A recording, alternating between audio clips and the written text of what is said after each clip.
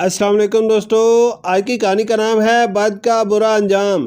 پرانے وقتوں کی بات ہے، ریگستان میں رہنے والے صحرائی قبیلے کے لوگ تجارت کے لیے خطرناک طویل ریگستان کا سفر کر کے ایک علاقے سے دوسرے علاقے تک اونٹوں پر سفر کیا کرتے تھے۔ ایک دفعہ ایک قافلہ اپنا مال و تجارت کے لیے لے کر ریگستان میں سے گزر رہا تھا۔ قافلے کے لوگ بہت زیادہ تھک چکے تھے، کھانے اور پانی کا سامان بہت کم رہ گیا تھا۔ قافلے کے لوگوں کو دور سے ایک خیمہ دکھائی دیا۔ قافلے والے بہت خوش ہوئے اور بہت حیران ہوئے۔ اس خطرناک ویران ریگستان میں اتنا خوبصورت خیمہ اور پاس ہی کھجور کے درخت تھے، لیکن خیمے میں کوئی بھی موجود نہیں تھا، اور خیمے میں بہت مزے کے کھانے بھی رکھے ہوئے ہیں۔ قافلے والے بہت خوش ہوئے کہ یہاں رک کر خیمے میں آرام کرنا چاہیے، لیکن قافلے کے سپہ سالار نے کہا، رک جاؤ، ہم میں سے کوئی یہ کھانا نہیں کھائے گا اور نہ ہی اس خیمے میں داخل ہوگا۔ یہ دشمن کی چال بھی ہو سکتی ہے،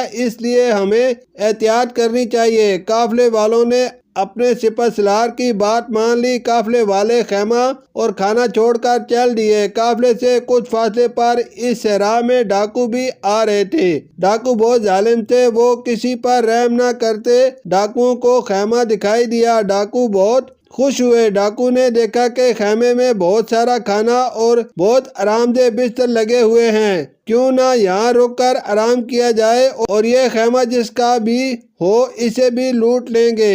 ڈاکو بہت زور سے ہنسنے لگے اور کہہ کے لگانے لگے۔ ڈاکو کھانا کھا کر خیمے میں آرام کرنے لگے تو ایک جن آ گیا۔ جن نے وہاں جادو سے خیمہ بنایا اور جادو کے درخت لگائے تھے تاکہ کوئی لالچ میں اس کا شکار بنے۔ ڈاکو خیمے میں بہت مزے سے سو رہے تھے۔ جن نے آ کر ڈاکوؤں کو دیکھا اور بہت زور سے ہنسا۔ ڈاکو جاگ گئے۔ جب انہوں نے جن کو دیکھا تو ڈر گئے اور جن سے کہنے لگے، تم کون ہو؟ جن نے کہا، میں جن ہوں اور یہ خیمہ میں نے ہی لگایا ہے تاکہ کوئی لالچی اس میں آئے اور میں اسے کھا سکوں۔ ڈاکوؤں نے اپنی تلواروں سے جن پر حملہ کیا۔ جن کا ایک بازو زخمی ہو گیا۔ جن کو بہت غصہ آیا۔ جن ہوا میں اڑنے لگا اور اپنے جادو سے ڈاکوؤں کو کھجور کے درخت پر الٹا لٹکا دیا۔ اس ویران ریگستان میں کوئی بھی ڈاکوؤں کی مدد کرنے کے لیے موجود نہیں تھا۔ ڈاکو بہت چلائے۔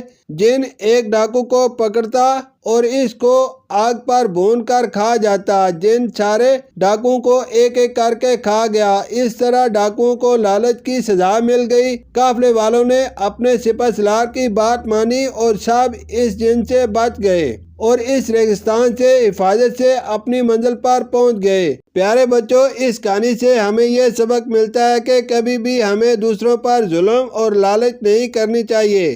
شکریہ۔